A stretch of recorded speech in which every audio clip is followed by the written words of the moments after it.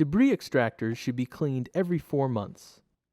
Pinch the yellow extractor frame release tabs, then lift up the extractor frame and remove any obstructions.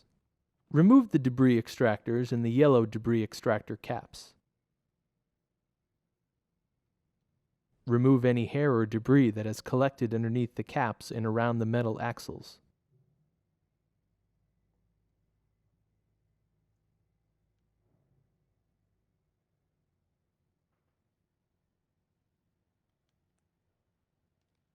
Remove hair and debris from the plastic pegs on the other side of the debris extractors.